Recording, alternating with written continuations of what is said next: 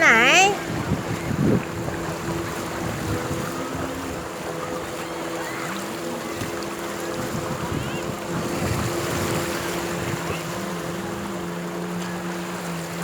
คนเยอะมาก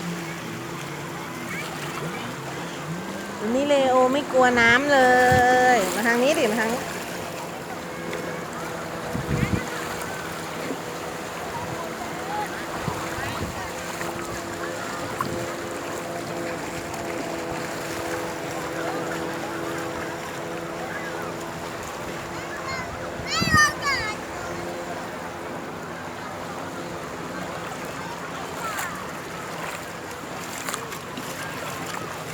ป้าเหรอ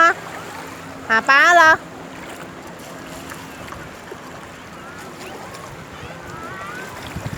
น้ำใสมาก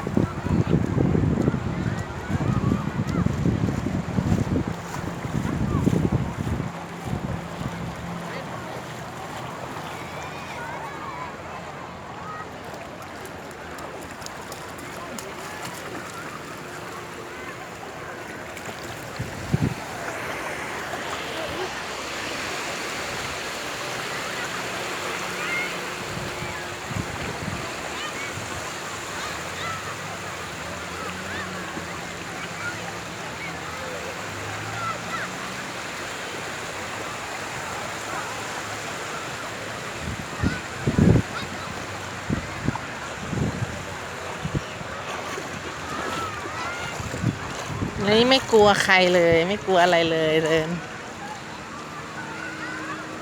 ชอบเลโอชอบนะเนี่ย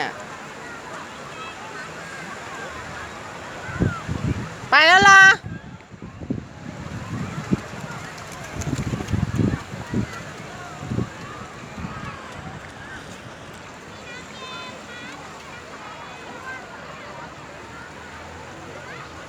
ชอบไหม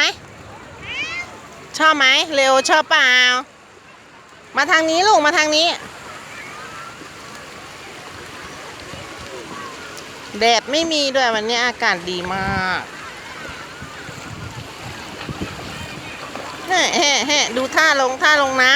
ำเหมือนเต่าเลยเหมือนนกเพนกวินลงน้ำเลยอ่ะเดินดีเดินดี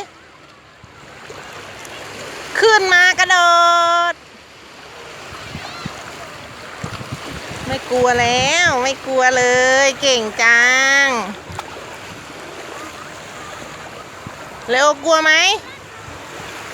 ไม่กลัวอย่าลงไปลึกนะครับ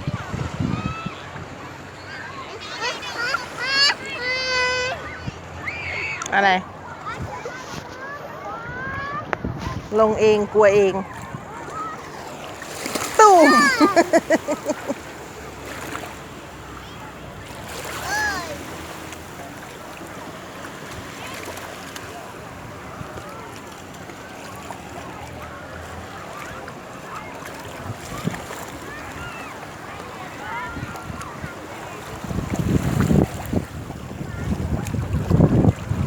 ว่ายน้ำให้ดูหน่อย